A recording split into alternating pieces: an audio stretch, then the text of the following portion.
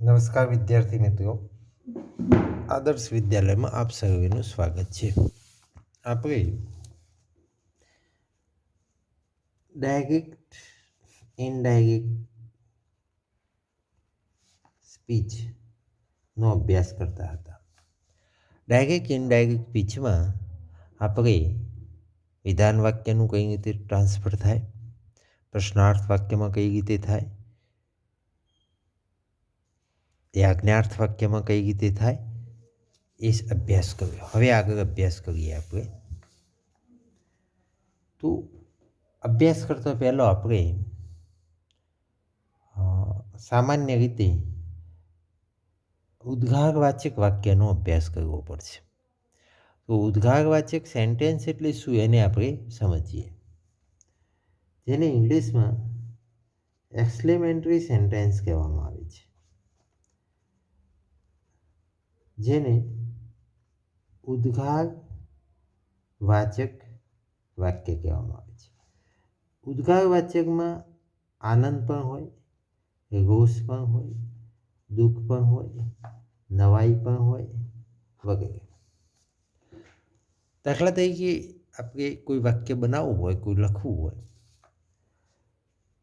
તો what a clever boy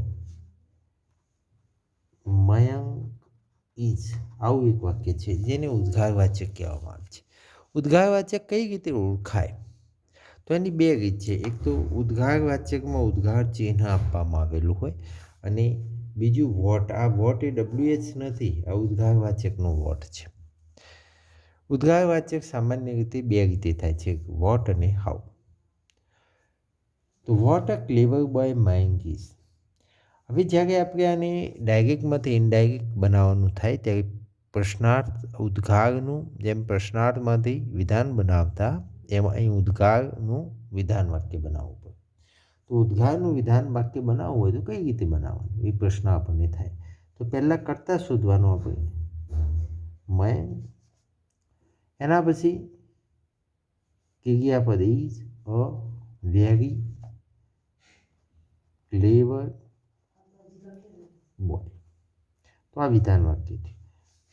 આ વિધાન વાક્ય થયું Mayank is very clever boy. જે પ્રશ્નાર્થ બનાવ્યું તો આપણે પહેલાં વોટ મૂક્યો, પછી પછી ક્લેવર સર્વનામ, વિશેષણ, બોય એનું સર્વનામ. તો સર્વનામ પહેલો આવે કે સર્વનામમાં નામમાં વધારો ઘટાડો કરતું હોય, નામમાં આ નામ છે એમાં વધારો ઘટતું કરતું હોય તો વિશેષણ છે, તો એને વિશેષણ કહેવાય. બોય ખરો પણ કેવો બોય? તો બોય. ક્લેવર બોય તો બોય. પછી કર્તા અને એના પછી ક્રિયા. એટલે આમ આ રીતે આપણે લખી શકાય કે WH વોટ વત્તા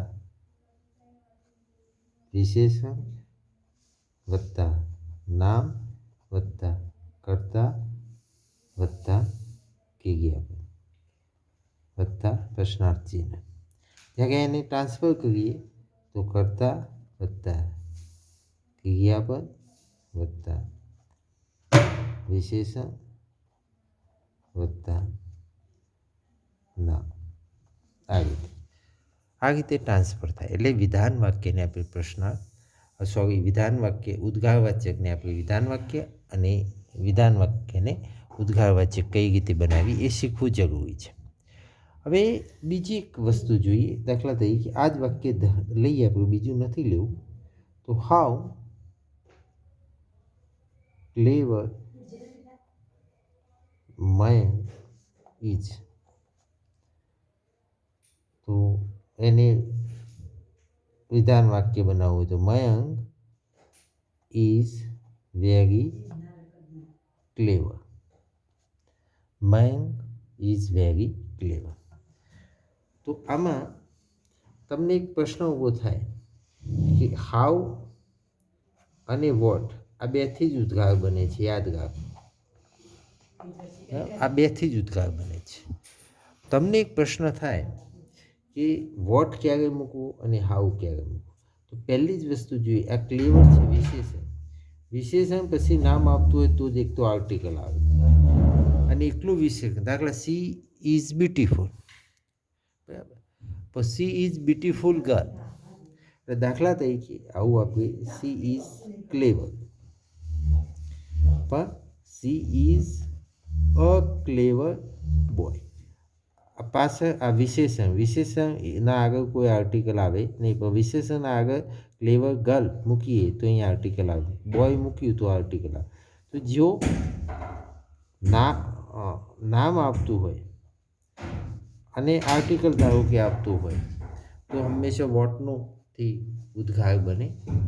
અને સીધું આપતું હોય આવું વાક્ય, દાખલા તરીકે આ જ વાક્ય છે એને આપણે બનાવવું હોય તો બનાવી શકીએ. આ વાક્ય આપેલું સી ઇઝ વેરી ક્લેવર, ધારો કે આપણે સી ઇઝ વેરી ક્લેવર, વેરીનો શબ્દ આમાં આવી જાય તો હાઉ ક્લેવર સી ઇઝ ઉદ્ગાર.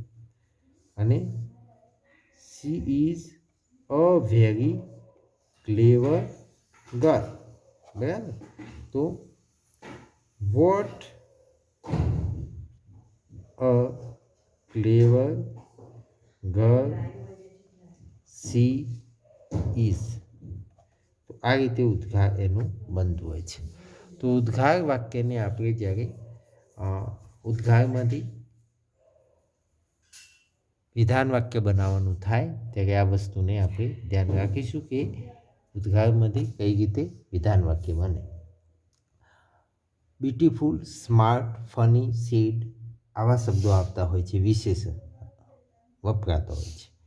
દાખલા તરીકે what a fat man he is, what a fat man he is, બરાબર. અથવા આને હાઉ બનાવું તો હાઉ ફેટ હી ઇઝ. બસ આ રીતે ફેરફાર થાય. અને આપણે વિધાન વાક્ય બનાવવું હોય તો he is a very fat main. અને આને બનાવવું હોય તો હી ઇઝ વેરી ફેટ. આ રીતે આપણે વિધાન વાક્ય બનાવવાનું થશે. આ વસ્તુને આપણે બરાબર ધ્યાનથી યાદ રાખીશું કે ઉદ્ગારવાચકને કઈ રીતે વિધાન વાક્ય બનાવવું. હવે આપણે મૂળભૂત જે ડાયરેક્ટ ને ઇનડાયરેક્ટ શીખવાનું છે, હવે ખ્યાલ આવશે તમને. હવે એના સંદર્ભે આપણે એકાદ વાક્ય લખીએ.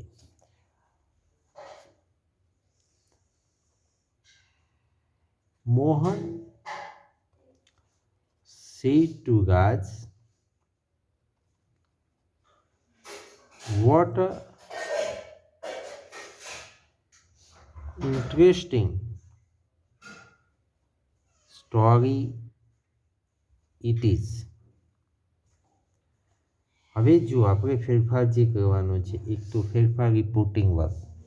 તો આપણે રિપોર્ટિંગ વર્બમાં જે ફેરફાર થાય છે એ ફેરફાર જોઈએ. તો મોહન બોલનાર સબરનામો ક્યારેય કોઈ એમને એમ મૂકી દેવાનું, એક્સક્લેમ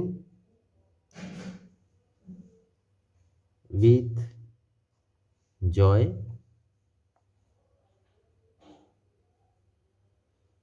Raj that it was a interesting story. બરાબર. હવે જો ફેરફાર શું થયા એ આપણે થોડું જોઈ લઈએ. તો પહેલો ફેરફાર રિપોર્ટિંગ વર્બમાં જ્યારે આપણે વિધાન વાક્ય હોય તો ધેટ, પ્રશ્નાર્થ વાક્ય હોય તો આસ્કડ, ઇમ્પેરેટિવ સેન્ટેન્સ હોય તો આપણે એમાં જેવો ભાવ રિક્વેસ્ટેડ, ઓર્ડર્ડ, પ્રપોઝડ એ રીતે મૂકતા. અને અહીં એક્સક્લેમેટરીમાં એક્સક્લેમ્ડ શબ્દ આપણે મૂકવાનો છે, EXCLAIMED. આ શબ્દને આપણે બરાબર યાદ રાખવાનો છે, EXCLAIMED. કશું જ ન તમને ભાવનો ખ્યાલ ના આવે તો એક્સક્લેમ શબ્દ મૂકી દેવાનો. આ વાક્ય જે આપવામાં આવેલું છે, ઉદ્ગાર વાક્ય જે બનાવવાનું છે, એ ઉદ્ગાર વાક્યમાં આનંદનો ભાવ હોય તો એક્સક્લેમ વિથ જોય મુકાય. अथवा हेपी मुकाय, दुखनो भाव आपवामां आव्यो होय तो एक्सक्लेम्ड विथ सेड मुकाय, सॉरी मुकाय। जो तमने ख्याल ना आवतो होय कि आ भाव कई रीतनो छे तो कोई टेन्शन लेवानो प्रश्न नथी, फक्त एक्सक्लेम्ड शब्द आपणे मूकी देवानो बे वाक्यने जोड़वा माटे। हवे जे आपणे अगाऊ जे तमने शीखवाडवामां आव्युं कि भाई उद्गारवाचकनुं विधान वाक्य थाय, तो आपणे અહીં જે વાક્ય આપણે what a interesting story it is, તો આપણે એને આપણે પહેલાં વિધાન બનાવવું પડે, એટલે આપણે ઇટ ઇઝ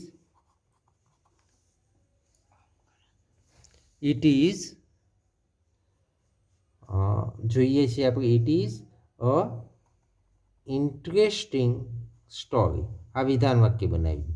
તો આમાં જ્યારે આપણે ટ્રાન્સફર કર્યું તો Mohan exclaim with joy Raj that, કંજેક્શનમાં ધેટ જ આવે છે, it was a interesting story.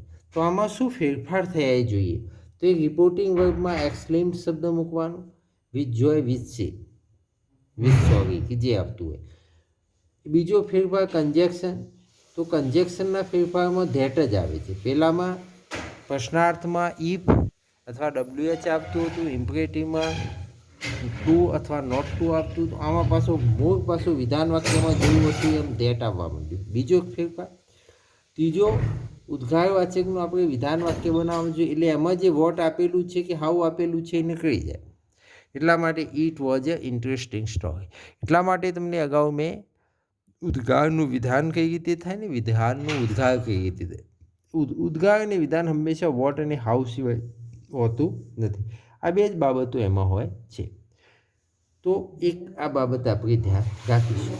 અને ટેન્સમાં ફેરફાર, તો ટેન્સમાં ફેરફાર જે રીતે થતો હોય એ રીતે, સર્વનામમાં ફેરફાર પણ જે રીતે થતો હોય એ રીતે, એમાં કોઈ ફેરફારમાં ટેન્સ જે રીતે પદ્ધતિ સર્વનામમાં પહેલાંથી છેલ્લે સુધી ફેરફાર રહેશે, ટેન્સમાં ફેરફાર રહેશે, કંજેક્શનમાં ધેટ મૂકવામાં આવશે।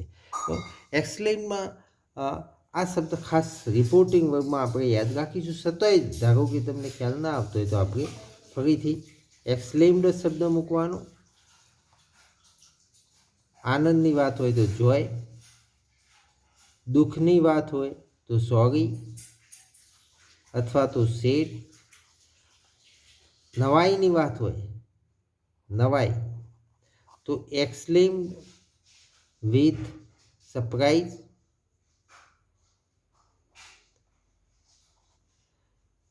એક્સક્લેમ્ડ વિથ રિમાર્ક, નોંધપાત્ર કોઈ બાબત હોય તો એક્સક્લેમ વિથ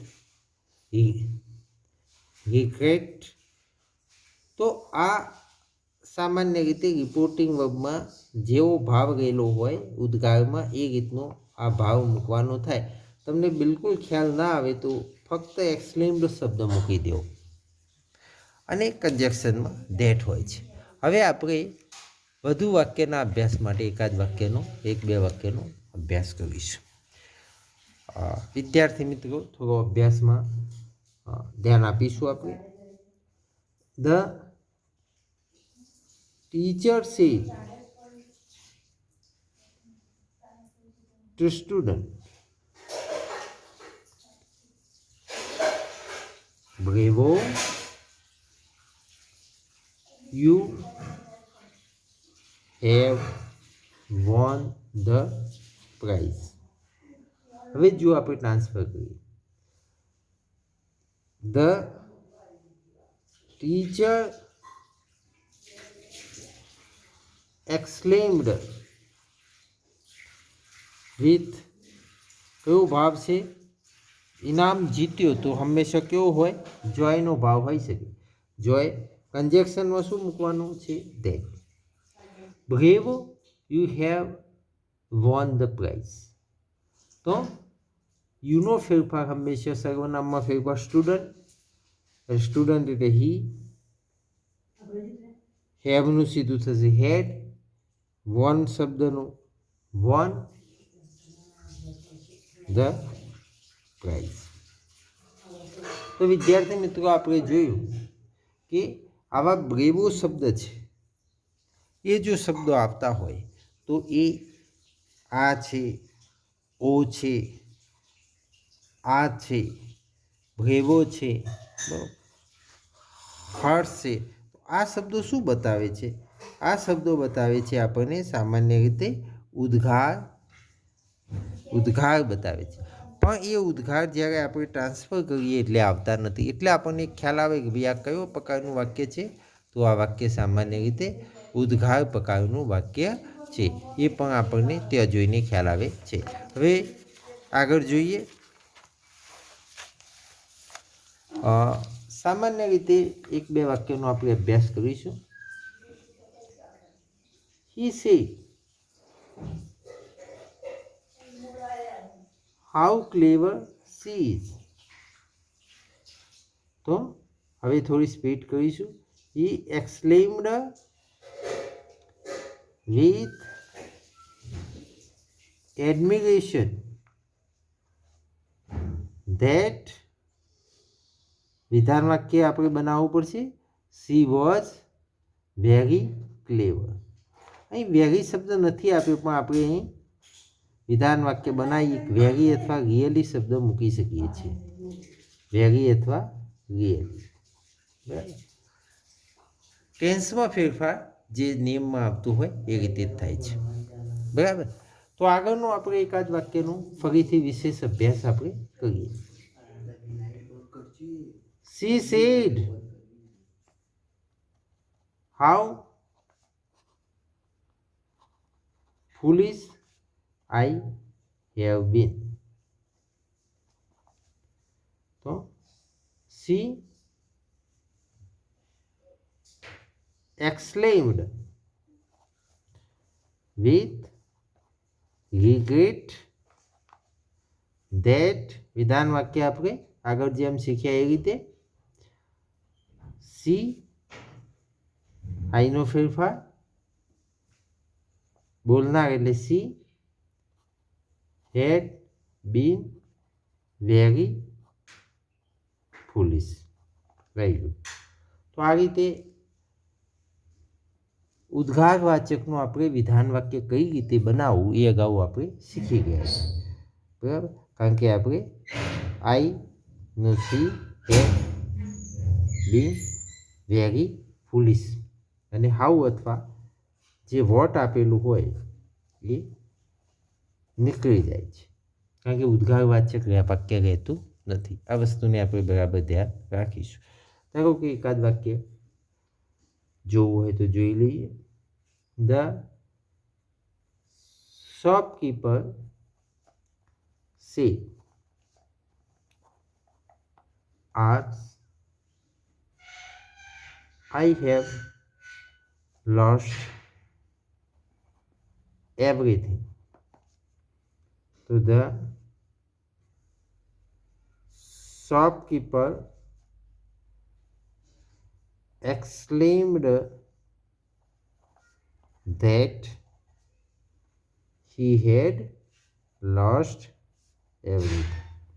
આવું વાક્ય આપેલું હોય જોઈએ હાસ આસ ઓ તો ત્યાં સીધે સીધું WH વોટ કે હાઉથી આપ્યું હોય તો જ ખાસ વિધાન વાક્ય બનાવવાનું થાય. આમાં તો એ શબ્દો નીકળી જાય છે અને સીધું વિધાન વાક્ય થાય. સર્વનામમાં ફેરફાર, ટેન્સમાં ફેરફાર, વૃત્તાવાચક શબ્દમાં ફેરફાર એ યથાવત રહે છે. એકાદ વાક્ય લાસ્ટ વાક્ય આપણે દાખલા તરીકે લખવું હોય તો લખી શકીએ. Mister Dhoni said, Hearts, we have won the game. Yeah. તો મિસ્ટર ધોની exclaimed, આ સ્પેલિંગ ખાસ યાદ રાખવું, with joy that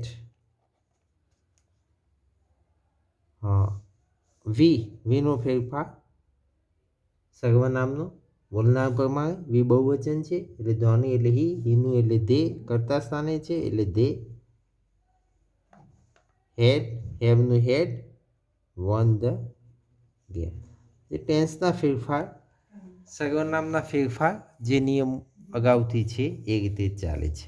એટલે આપણે સામાન્ય રીતે આજે જે અભ્યાસ કર્યો એમાં રિપોર્ટિંગ વર્બમાં જે ફેરફાર થતા ગયા છે, વિધાન વાક્ય હોય તો રિપોર્ટિંગ વર્બની અંદર ટોલ, પ્રશ્નાર્થ હોય તો આસ્ક, ઇમ્પેરેટિવ હોય તો જેવો ભાવ, રિક્વેસ્ટેડ, ઓર્ડર, અને ઉદ્ગારવાચક હોય તો એક્સક્લેમ્ડ વિથ જોય, આનંદ, એડમિરેશન વગેરે. કન્જેક્શનમાં વિધાન વાક્યમાં ધેટ, પ્રશ્નાર્થ વાક્યમાં ઇફ અથવા WH, ઇમ્પેરેટિવની અંદર આપણે જોયું તો નોટ ટુ અથવા તો ટુ, અને આમાં ઉદ્ગારવાચકમાં ધેટ. ટેન્સમાં ફેરફાર લગભગ સનાતન સત્ય અને ઇમ્પેરેટિવમાં ટેન્સમાં ફેરફાર આપતો નથી, બાકી બધામાં ટેન્સમાં ફેરફાર આપતો હોય છે. દૂરતાવાચકની જગ્યાએ નજીકતાવાચક. પ્રશ્નાર્થ વાક્યનું વિધાન વાક્ય બનાવવાનું, વાક્યનું પણ વિધાન વાક્ય બનાવવાનું. આટલી બાબતો આપણે ધ્યાન રાખવાની થશે તો આપણને ટેન્સ સહજ રીતે આવે. હવે પરીક્ષામાં કઈ રીતે પૂછાઈ શકે અથવા એક શોર્ટ ફોર્મમાં યાદ રાખવાની પદ્ધતિ કઈ રીતની હોઈ શકે એ અગાઉના લેક્ચરમાં શીખવીશું. Thank you.